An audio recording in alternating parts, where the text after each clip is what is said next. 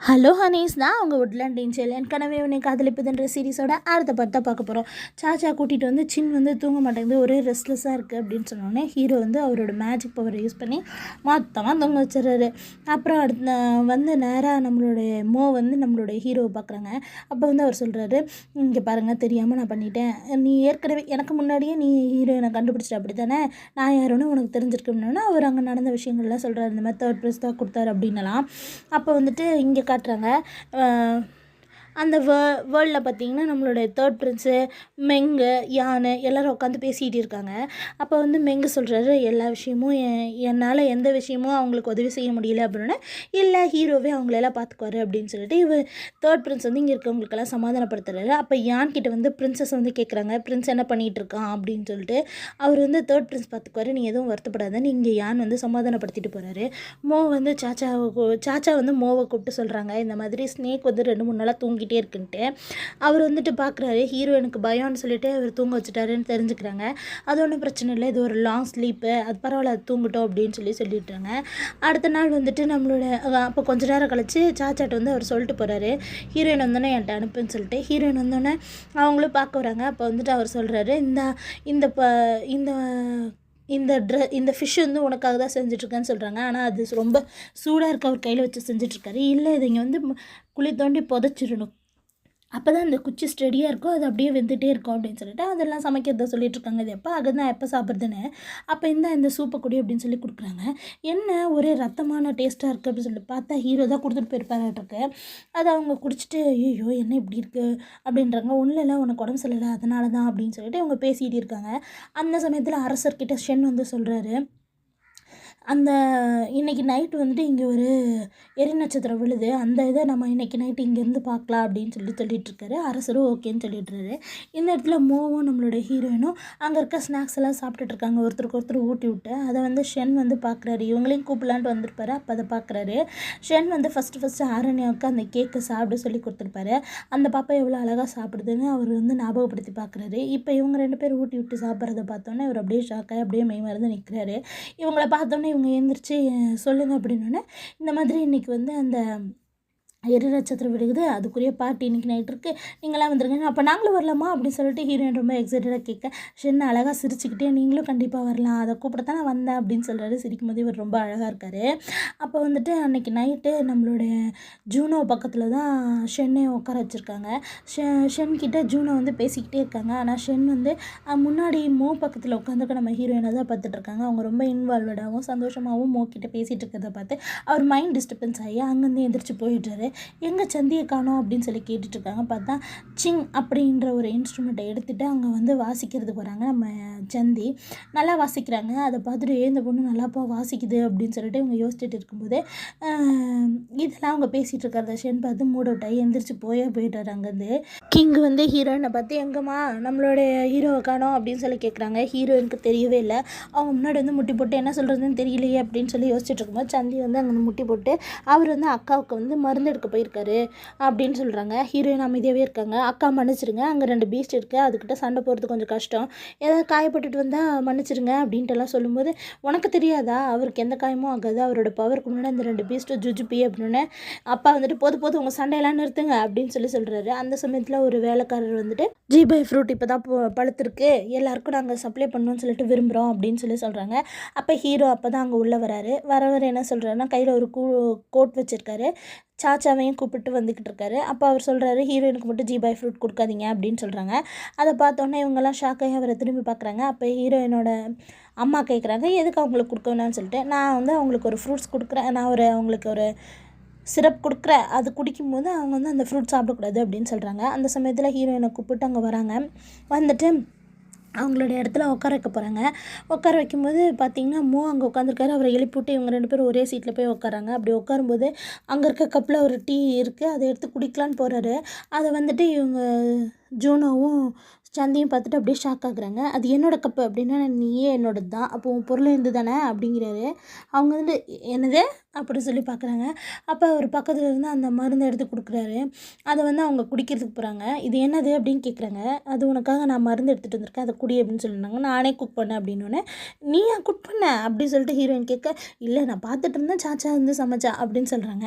அதை பார்த்தோன்னே அந்த குயினுக்கு வந்து சந்தேகம் வந்துச்சு. அப்போ நீங்கள் வந்து ஜூனோக்கு வந்து மருந்து எடுக்க போலியா, ஆரண்யாவுக்கு எடுக்க போனீங்க அப்படின்னு சொல்லிட்டு ரொம்ப கோவமாக கேட்குறாங்க. அப்போ வந்துட்டு ஏன் ஜூனோக்கு எடுக்கணும், ஜூனோ தான் நல்லா இருக்காளே, ஆரண்யாவுக்கு தான் இப்போ உடம்பு சரியில்லை, அவளுக்காக தான் நான் எடுத்துகிட்டு வந்தேன், இந்த இதை எடுத்துகிட்டு வந்ததே அவளுக்காக தான் அப்படின்னு சொல்கிறாங்க. அப்போ இது அந்த மருந்து தானா அப்படின்றாங்க.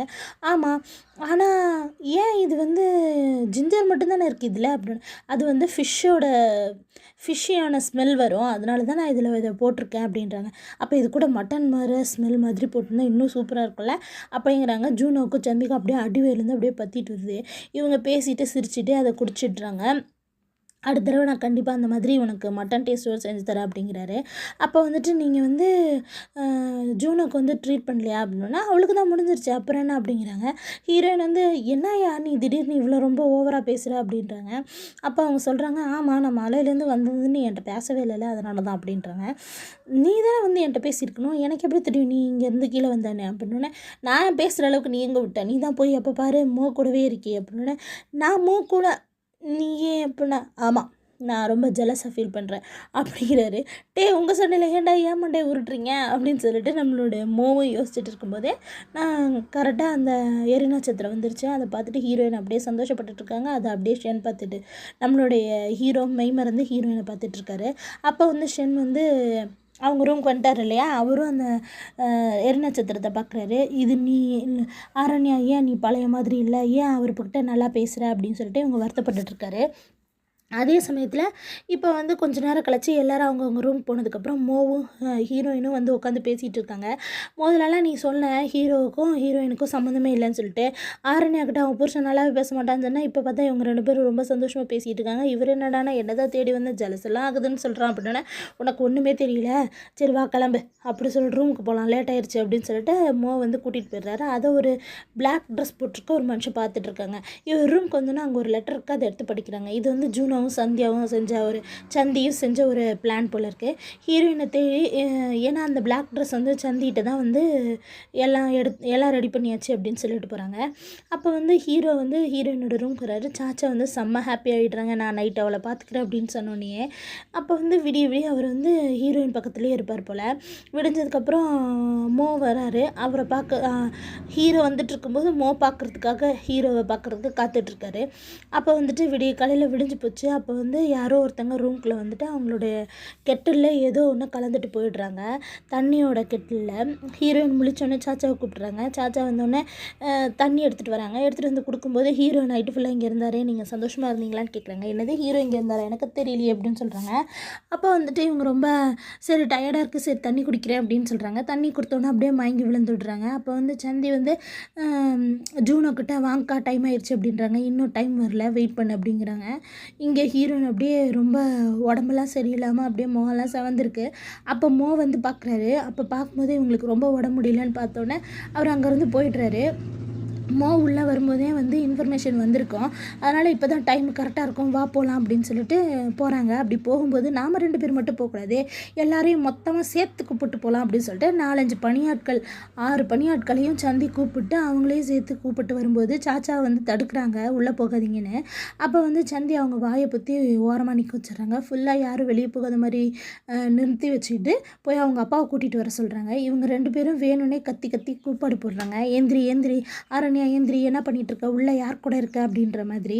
அப்போ வந்து ஒரு பொண்ணு வந்து கிங்குக்கிட்ட சொல்லவும் கிங் ரொம்ப கோவமாக யாரோ ஒருத்தவங்க ரூமில் இருக்காங்கன்னு சொல்லியிருப்பாங்க. அதனால் அவர் கோவமாக எந்திரிச்சு வருவார். இந்த மாதிரி நாங்கள் இங்கே நின்றுட்டுருக்கோம்ப்பா, இவ எந்திரிக்கவே மாட்டேங்கிறா, வேறு யாரோ இருப்பாங்க போல் அப்படின்னு சொல்லிட்டு இவ சொல்கிறா. அதை பார்த்தோன்னே அவங்க அப்பாவும் நேராக ரூம்குள்ளே போயிட்டு அப்படின்னு சொல்லிட்டு சத்தமாக செய்கிறாரு. அதை பார்த்தோன்னே உடனே உள்ளேருந்து யார் அது, என்ன வேணும் உங்களுக்கு, ஏன் இந்த இடம் ஒரே சத்தமாக இருக்குது, தூங்க கூட விட மாட்டிங்களா அப்படின்னு சொல்லிட்டு ஹீரோ கேட்குறாரு. அதுக்கப்புறம் தான் அவங்க அப்பாவுக்கு புரியுதோ, ஐயோ புருஷன் பொண்டாட்டி இருக்கிற ரூம்குள்ளே வந்துட்டோமா அப்படின்னு சொல்லிட்டு இவருக்கு ஒரே ஷை ஆகிடுது. இவங்க 2 பேரும் ஒரு ஷாக் ஆகிடுறாங்க, ஜூனோவும் சந்தியும். இவர் வந்துட்டு இங்கே ரொம்ப சண்டையாக இருக்குது, ஏதோ பிரச்சனை போல், நீங்களே அதை சால்வ் பண்ணுங்கள், ஹீரோயின் ரொம்ப டயர்டாக இருக்கா, நான் அவளை தூக்கிட்டு போகிறேன் அப்படின்னு சொல்லிட்டு ஹீரோயினை தூக்கிட்டு ஹீரோ வெளியே வந்துடுறாரு. அப்போ வெளியே வரும்போது பார்த்திங்கன்னா வெளியே இருக்கார். அவர்கிட்ட வந்து உள்ளே ஏதோ பிரச்சனை போல், நான் ஹீரோயினை கூப்பிட்டு போகிறேன் என்னன்னு பாரு அப்படின்னு சொல்லிட்டு போகிறாரு. அந்த சமயத்தில் கரெக்டாக கிங்கும் வெளியே வந்துட்டு ஏன் என்ன பண்ணிகிட்ருக்க இந்த நேரத்தில் இங்கே அப்படி சொல்லி கேட்குறாரு.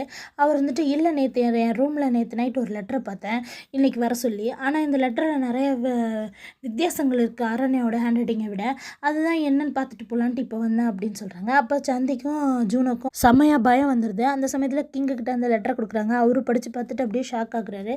வாங்க எல்லோரும் போகலாம் அப்படின்னு சொல்லிட்டு அவங்க 2 பேரையும் கூப்பிட்டே போயிடுறாரு. கொஞ்ச நேரம் கழிச்சு ஹீரோயினை எந்திரிச்சு மோக்கிட்ட வந்து விசாரிக்கிறாங்க. அப்போ சொல்கிறாரு, இந்த மாதிரி எனக்கு லெட்டர் வந்துருந்துச்சு, நான் எடுத்துகிட்டு போய் ஹீரோட்ட கொடுத்தேன். ஹீரோ வந்து அவங்க 2 பேரையும் மாட்டி விடலாம், உன்னை மட்டும் தப்பிக்க வைக்கக்கூடாதுன்னு சொல்லிட்டு அவர் கொடுத்த பிளான் தான், அவர் ஒன்று அழகாக தூக்கிட்டே அவர் ரூமுக்கு போயிட்டாரே அப்படின்னு சொல்கிறாங்க. அடுத்த நிமிஷம் இவங்க 2 பேரும் வந்துட்டு இருக்கும்போது ஒரு பொண்ணு இவங்களை இடிச்சிட்டு போகிறா. பார்த்தா அது யாருன்னா இடிச்சிட்டு போகிறா, அவன் நேராக ஷென் மேலேயே விழுந்துடுறா. அங்கே பார்த்தீங்கன்னா ஜூனோவையும் சந்தியையும் காவலர்கள் கூப்பிட்டு போகிறாங்க. இதெல்லாம் பார்த்துட்டு இருக்கும்போது திடீர்னு ஃபெயங்கு மலையில் அப்படியே ஒரு அதிர்வு ஏற்படுது. அதை காட்டுறாங்க. அப்போ 3rd பிரின்ஸு, நம்மளுடைய மெங்கு, யானு எல்லோரும் இருக்காங்க. அப்போ வந்துட்டு மெங்கு இருந்துட்டு என்னால் எந்த உதவியும் செய்ய முடியல அப்படின்னு சொல்லிட்டு ரொம்ப வருத்தப்பட்டுருக்காரு. இங்கே காலையில் பொழுது விழிஞ்ச உடனே நம்ம ஹீரோயின்ட்ட சாச்சா வந்து பேசுகிறாங்க. இந்த மாதிரி சந்தியை வந்து இந்த ஊரை விட்டே அனுப்பிச்சிட்டாங்க, ஜூனோவை வந்து சாகடிக்கிற மாதிரி ஒரு பனிஷ்மெண்ட் இருக்குது, அந்த பனிஷ்மெண்ட்டை கொடுக்குறாங்க அப்படின்றாங்க. இதை கேட்டோன்னா அவங்க ரொம்ப ஷாக் ஆகிடுறாங்க. நம்ம ஹீரோயின் ஏன் இவங்க நம்மளை மிரட்டுறதுக்காக தானே பனிஷ்மெண்ட் வாங்குறதா இருந்துச்சு, அப்புறம் அதுக்கு இந்த பனிஷ்மெண்ட் இப்படி மாறிச்சு அப்படின்னு சொல்லி யோசிச்சுட்டு இருக்காங்க. அந்த சமயத்தில் மோவை கூப்பிட்டு வச்சுருக்கா நம்ம ஹீரோ. அவர் வந்து 3 பாட்டில் பிளட்டை அவங்க கையில் கொடுத்துட்டு, இதுதான் அவளோட மருந்து, இதை அவளுக்கு கொடுத்துரு, நான் வந்து இந்த இடத்துல இருக்க மாட்டேன், அது வரைக்கும் நீ தான் அவளை பார்த்துக்கணும்னு சொல்லிட்டு அங்கேருந்து போகிறாரு. ஐயோ இந்த பனிஷ்மெண்ட் வேறு அவளுக்கு கொடுத்துட்டாங்களே ஜூனோவுக்கு, அது வந்து ஜூனோ வந்து இப்போ சாகவே கூடாது, அப்போ கதையே கரெக்டாக நகராது, ஜூனோ சாகாமல் இருக்கிறதுக்கு நம்மளுக்கு இருக்க ஒரே ஒரு ட்ரம்ப் கார்டு நம்மளுடைய பைஃபென்சோ தான் அப்படின்னு சொல்லிட்டு இவர் யோசிச்சுட்டே நேராக பைஃபென்சோவை பார்க்க வரும்போது கரெக்டாக சாச்சா பைஃபென்சோக்கு வந்துட்டு அதான் நம்ம ஹீரோயினுக்கு வந்துட்டு சூப் கொண்டு வராங்க. அதில் கொண்டு வந்து இவரோட அந்த மருந்தை ஊற்றிடுறாரு. இதை பார்த்தோன்னே எதுக்கையா திரும்ப அவனே வந்து எனக்கு உதவி செய்கிறான், ஏன் இப்படியெல்லாம் நடக்குது, அவங்க 2 பேரும் பேருக்கு தான் கல்யாணம் பண்ணிக்கிட்டாங்கன்னு சொன்னால் இத்தனை விஷயம் நடக்குது அப்படிங்கிறாங்க. சரிம்மா நான் ஒரு முக்கியமான விஷயம் சொல்ல வந்தேன், இதை நீ குடி அப்படிங்கிறாங்க. சரி நான் குடிக்கிறேன் அப்படின்னு சொல்லிட்டு அவங்களும் எடுத்து குடிக்கிறாங்க. ஐயோ பிளட்டு டேஸ்ட்டாக இருக்குது, ஆனால் என் உடம்புக்கு நல்லாயிருக்கு, நான் சாப்பிட்றேன் அப்படின்னு சொல்லிடுறாங்க. சரி என்ன பண்ணணும்னா இந்த மாதிரி ஜூனுக்கு ஒரு பெரிய பிரச்சனை வரப்போகுது, அதுலேருந்து நீ தான் வந்துட்டு காப்பாற்றணும் அப்படின்னு சொல்கிறதோட ஹீரோயின் வந்து ரொம்ப யோசிக்கிறாங்க, எப்படிடா அதை செய்ய முடியும் அப்படின்னு சொல்லிட்டு. இதோட இந்த பாட்டு முடியுது. அடுத்தடுத்த பாட்டு பக்கத்துக்கு என் சேனல் சப்ஸ்கிரைப் பண்ணுங்கள். தேங்க்யூ.